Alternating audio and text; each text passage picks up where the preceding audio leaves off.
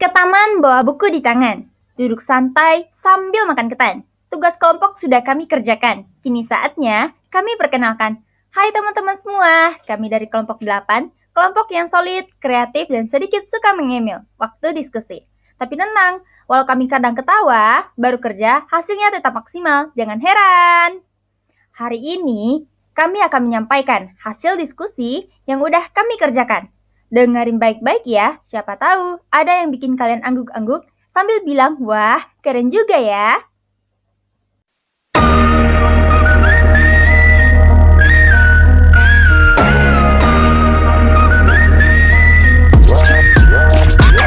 Yeah, we the backpacker. 지가방 안은 굳은 다시 meet the backpacker. 우리는 backpackers. Yeah, we the backpacker. 내가 묻은 신발이 바래져도 backpacker.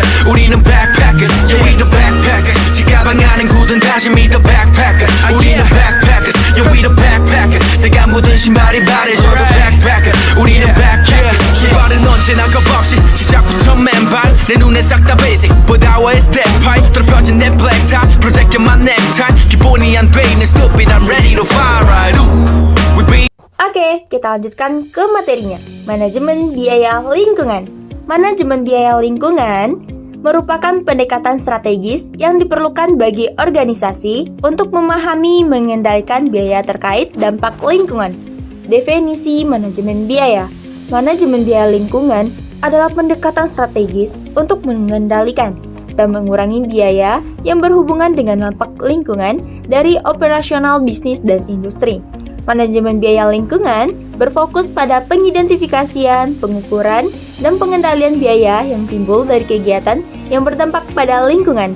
Hal ini penting bagi perusahaan untuk mengurangi risiko lingkungan, memenuhi kepatuhan regulasi, dan menciptakan nilai ekonomi.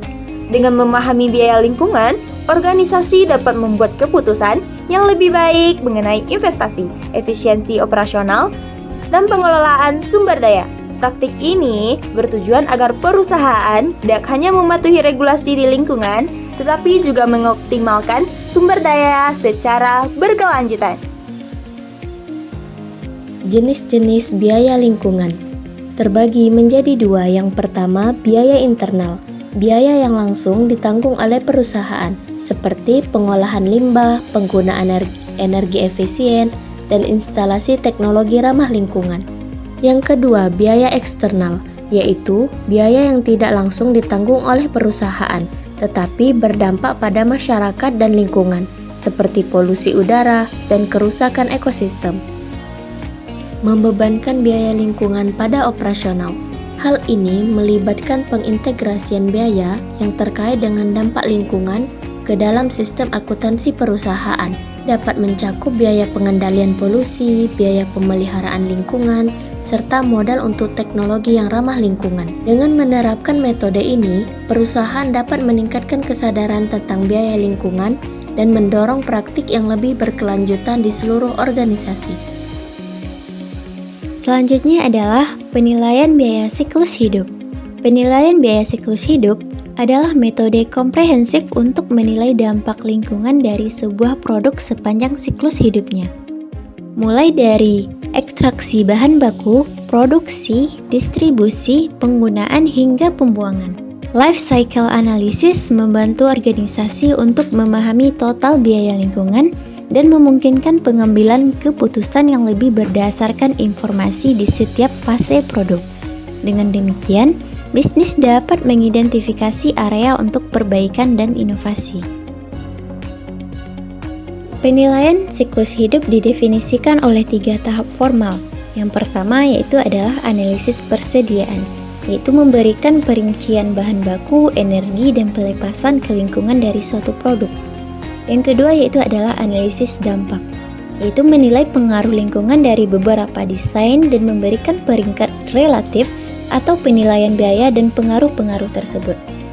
Yang ketiga adalah analisis perbaikan, yaitu bertujuan untuk mengurangi dampak lingkungan yang ditunjukkan oleh analisis persediaan dan dampaknya. Akuntansi pertanggungjawaban lingkungan.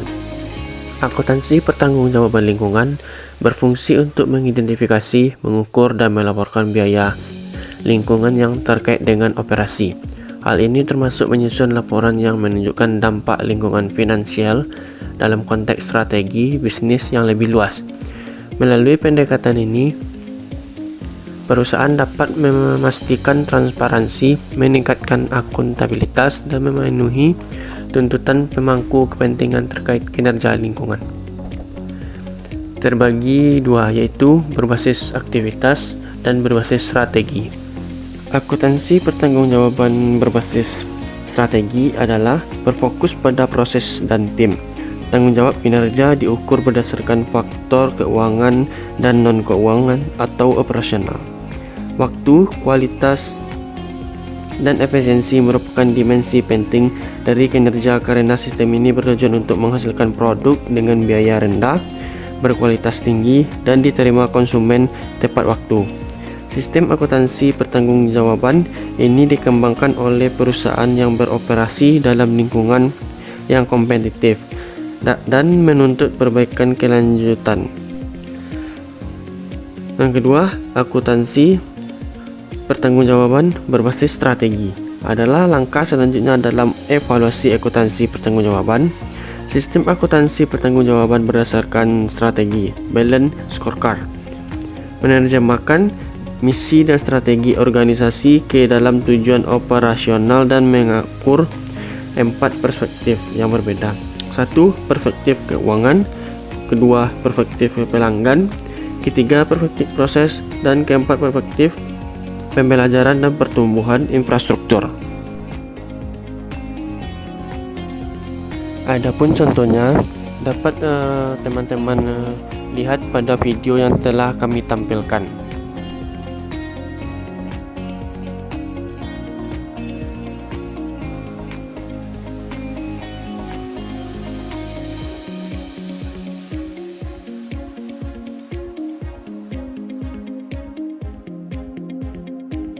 Selanjutnya kita masuk pada materi manfaat penerapan manajemen biaya lingkungan.